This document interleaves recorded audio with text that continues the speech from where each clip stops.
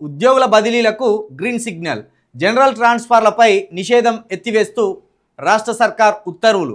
ఒకే చోట కనీసం 3 ఏళ్ల సర్వీస్ పూర్తి చేసి ఉంటే వెంటనే బదిలీకి అర్హత. 4 ఏళ్లు అదే చోట ఉంటే తప్పనిసరి ట్రాన్స్ఫర్. జనగణన విధుల్లో ఉన్న సిబ్బందికి పూర్తిగా మినహాయింపు.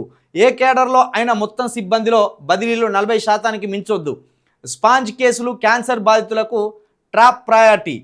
మే 1 నుంచి 31 వరకు బదిలీల షెడ్యూల్. జూన్ 1 నుంచి మళ్ళీ బదిలీలపై నిషేధం. గెజిటెడ్ ఆఫీసర్లకు సొంత జిల్లాలో నో ఎంట్రీ. స్టేషన్ అంటే ఊరే. Request బదిలీలకు TTA cut. 3 స్థాయిల్లో బదిలీల కమిటీలు. 5 ఆప్షన్లకు ఛాన్స్. పక్కాగా వెబ్ కౌన్సిలింగ్. ఇదే షెడ్యూల్ ఇదేనట. మే 1 నుంచి 7 వరకు విధి విధానాల ఖరారు. మే 8 నుంచి 15 వరకు దరఖాస్తుల స్వీకరణ. మే 16 నుంచి 24 వరకు దరఖాస్తుల పరిశీలన, కౌన్సిలింగ్, మాస్టర్ లిస్ట్ రెడీ. మే 25 నుంచి 31 వరకు బదిలీల ఉత్తర్వులు జారీ. జూన్ 1న రాష్ట్ర వ్యాప్తంగా మళ్ళీ బదిలీలపై నిషేధం. రాష్ట్రంలోని ప్రభుత్వ ఉద్యోగుల బదిలీ ప్రక్రియకు రాష్ట్ర సర్కార్ గ్రీన్ సిగ్నల్ ఇచ్చింది. ఈ మేరకు మంగళవారం ఆర్థిక శాఖ ముఖ్య కార్యదర్శి సందీప్ కుమార్ సుల్తానియా ఉత్తర్వులు జారీ చేశారు. మొత్తానికి ఇది ప్రభుత్వంలో ఉన్న అన్ని శాఖలకు సంబంధించి బదిలీలు కొనసాగుతున్నాయి. ఈ బదిలీలలో 3 సంవత్సరాలు ఒక దగ్గర ఉంటే తప్పనిసరిగా బదిలీ అట.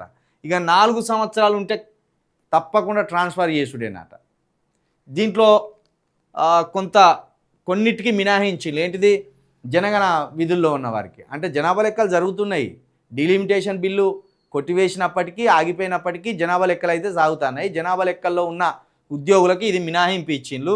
ఇక అదేవిధంగా కొంత ఆరోగ్య సమస్యలు ఉన్న వాళ్ళకు కూడా మినహాయించి వాళ్ళకు టాప్ ప్రయారిటీ కింద వాళ్ళు కోరుకున్న కాడ పోస్టింగ్ ఇచ్చే అవకాశం ఉన్నది.